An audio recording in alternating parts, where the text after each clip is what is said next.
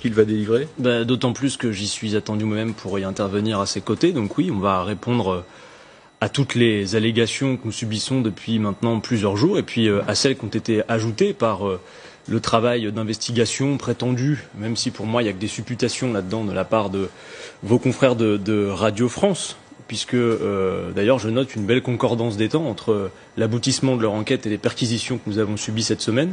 Il y a une cabale d'après vous?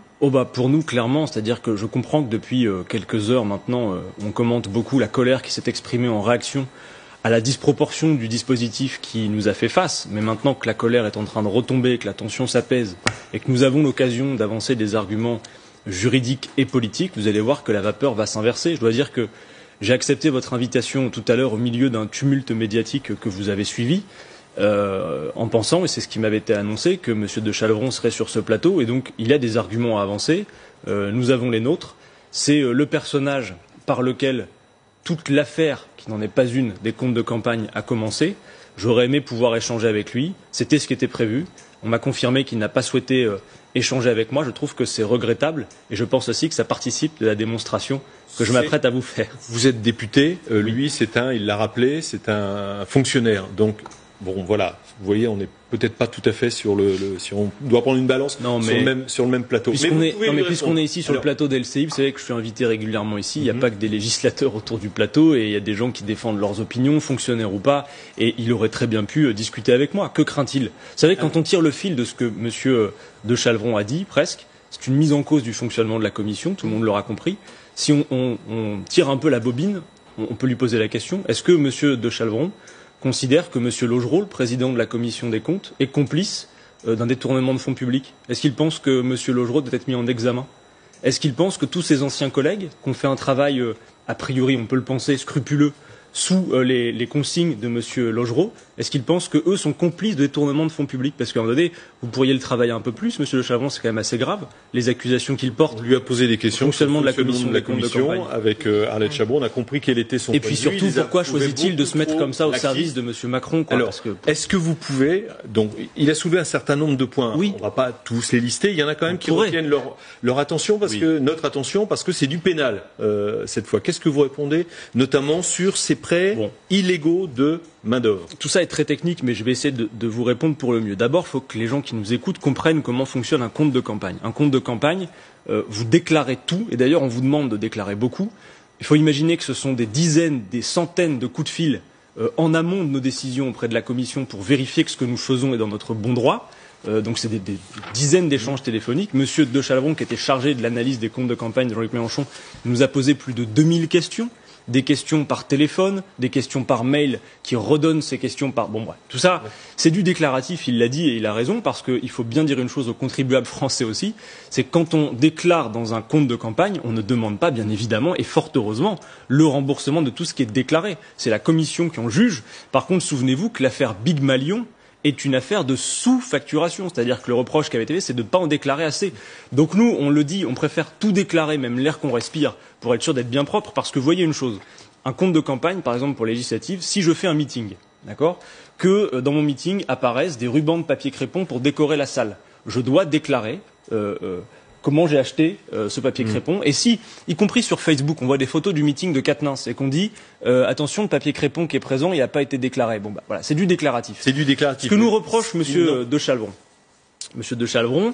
Je voudrais juste donner une petite précision. Pour Big Malion, on est sur un autre cas de figure, puisque... La sous-facturation. Voilà, c'est la sous-facturation, puisque on a une limite dans une campagne présidentielle de 18 millions. Et en l'occurrence, pour l'affaire Big Malion, on suspecte l'UMP d'avoir sous-facturé pour que ça puisse rentrer dans les clous alors qu'on avait dépensé plus. Pour vous, c'est très différent puisque vous êtes très très loin du plafond. Je regarde mon chiffre. Vous êtes un petit peu moins de 11 millions pour la campagne présidentielle de 2017. Oui. Et donc, vous êtes au contraire, vous dites...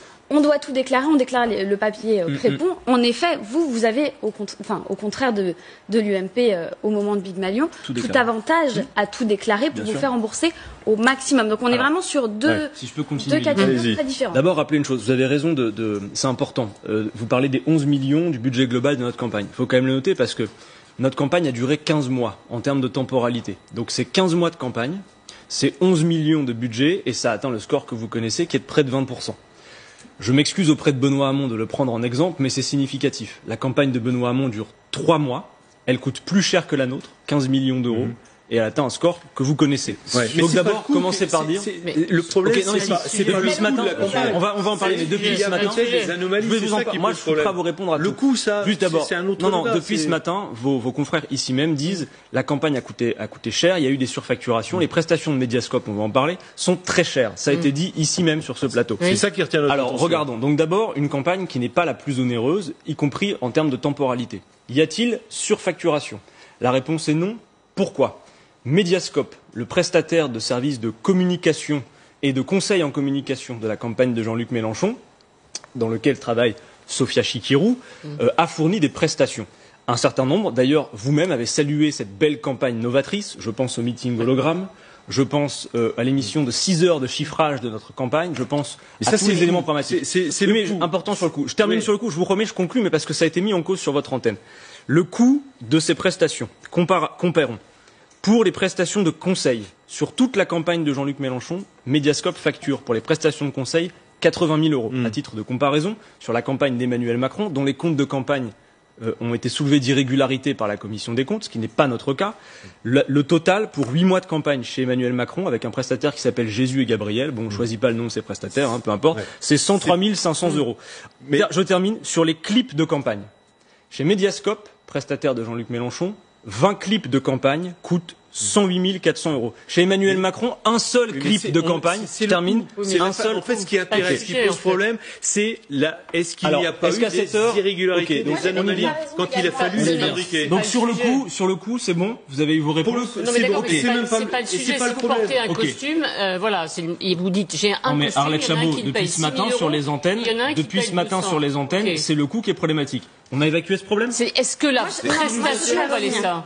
Attendez, dites-moi ce que vous voulez savoir, j'ai toutes les réponses. Ce sont les anomalies soulevées qu'a rapporté Jean-Guy de Chalvron il y a quelques instants. Le coût, parce que le temps nous est malheureusement compté. On a un écart sur le coup, entre la grille tarifaire qui est fournie par Mediascope, qui est celle de Mediascope, et les tarifs qui ont en effet été effectués. Alors, je vous donne un exemple.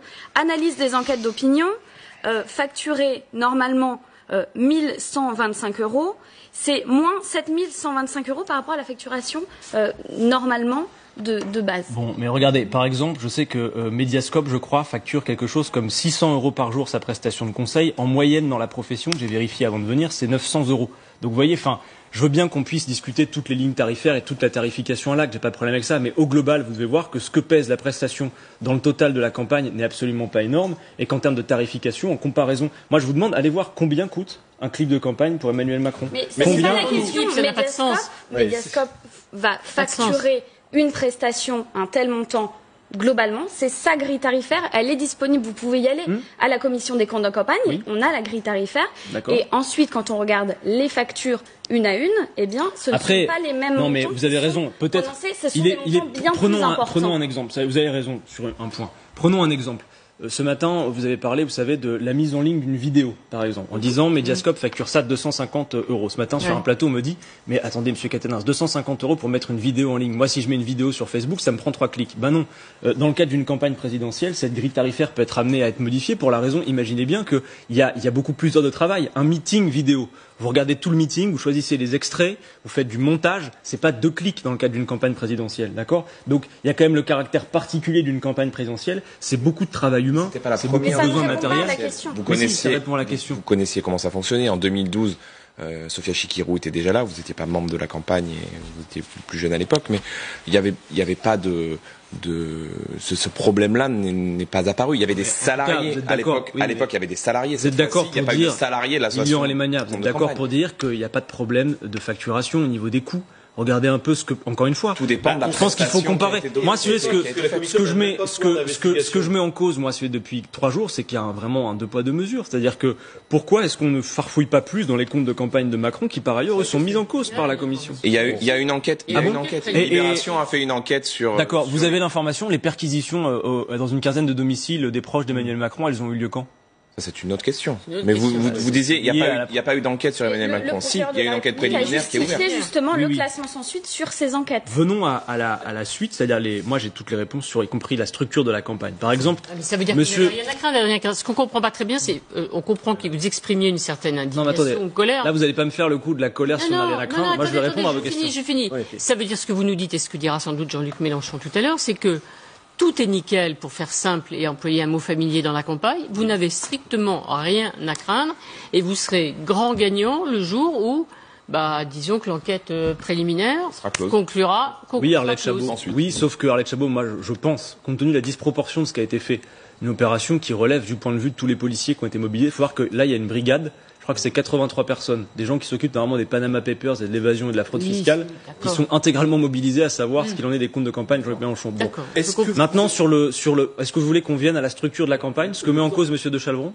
Alors, est-ce que vous avez porté plainte contre lui déjà? Bien sûr, il y a une plainte contre lui, on attend des nouvelles.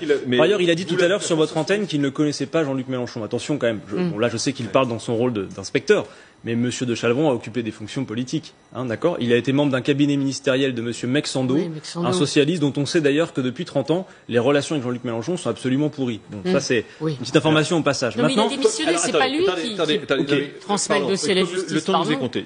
Sur les points qu'a soulevé Jean-Guy de Chalvron. Allons-y. Quels sont ceux, encore une fois, il va falloir aller vite parce que le temps nous est compté. Quels sont ceux qui vous paraissent les plus importants, ceux sur lesquels vous avez envie de répondre? Alors, par exemple, M. de Chalvron parle d'une ambiguïté autour de l'association L'Air du Peuple. Vous savez? Alors, il faut savoir une chose. La date de l'ouverture des comptes de campagne, c'est pas 15 mois avant. Or, nous, notre campagne, nous l'avons commencé 15 mois avant. D'accord? Par conséquent, nous avons ouvert une structure associative. Avant de le faire, nous avons interrogé à la fois le service des impôts, le service fiscal, et en même temps la commission, pour savoir si nous pouvions le faire. On nous a dit, vous pouvez le faire. On commence donc à recueillir des soutiens, à recueillir de l'argent, avant que les comptes de campagne ne s'ouvrent. Au moment où les comptes de campagne s'ouvrent, on interroge la commission. Que doit-on faire du coup de cette association qui a démarré son travail de collecte de fonds? Et on nous a dit qu'il était illégal de la rapatrier à l'intérieur du compte de campagne. Donc ça a continué à fonctionner et on n'a pas pu faire de cette association. Donc la mise en cause de M. de Chalvron sur ce sujet-là part du principe effectivement que, parce que notre campagne a démarré bien avant l'ouverture de son travail d'inspecteur, si vous voulez. Ça c'est une première chose. Ensuite, j'ai vu qu'il mettait en cause la question de la facturation de la TVA. Monsieur de Chalvron doit savoir, et il est mieux qualifié que moi pour le savoir, que dans une structure associative, selon les plafonds que vous atteignez, vous payez ou pas de la TVA. Voilà ce qui est en cause. Il parle également d'une association qui aurait été chargée en salaire. Il utilise le terme chargée en salaire. Mais évidemment qu'il y a eu des prestations, il y a eu du temps de travail. Et moi je demande à ce que tout ça soit regardé. Par ailleurs, dire une chose juste, s'il vous plaît, c'est que vous voyez, sur les comptes de campagne, bon, ils ont été validés en février, après quoi il y a eu cette polémique, c'est Jean-Luc Mélenchon, lui, en juin, qui dit réexaminez les comptes, s'il vous plaît, qu'on arrête les polémiques. Les comptes n'ont pas été réexaminés. On le demande encore. Réexaminer tous les comptes, fouiller nos entrailles, qu'on soit blanchis, qu'il n'y ait pas de difficulté. Et si vous ne voulez pas réexaminer tous les comptes, réexaminez que le nôtre. Farfouiller tous nos comptes. On a publié nos comptes, on va fournir les factures. Ce que je veux vous dire, c'est que par ailleurs, Pour terminer, ce que je veux vous dire, c'est que toute cette affaire, qui n'en est pas une, c'est de la politique déguisée en justice qui permet aujourd'hui à des instances qui dépendent directement et du ministère de l'Intérieur et du ministère de la Justice d'avoir toutes les infos, tous nos fichiers, même Monsieur Lilian et Magnard, toutes les photos de vacances de Jean-Luc Mélenchon qui ont été aspirées, des mails qui datent d'avant. Si elles sont utilisées, c'est illégal. Bien sûr. Vous le savez mieux que moi. Mais vous savez comme moi aussi, et vous ne pouvez pas le nier, que ces documents sont entre les mains d'instances qui dépendent de ces ministères. Oui, mais pas des ministères ni des ministres. D'instances qui dépendent de ces ministères, le téléspectateur jugera. Merci Adrien Quatennens d'être venu vous expliquer. On va vous retrouver donc, on l'a compris, à côté de Jean-Luc Mélenchon. On aurait pu faire plus longtemps. Je file à la conférence de presse. On aura la suite tout à l'heure, puisqu'on retransmettra la conférence de presse en direct à 15h30. Merci de m'avoir invité en tout cas. Merci beaucoup. Restez avec nous, on va faire un point sur l'actualité.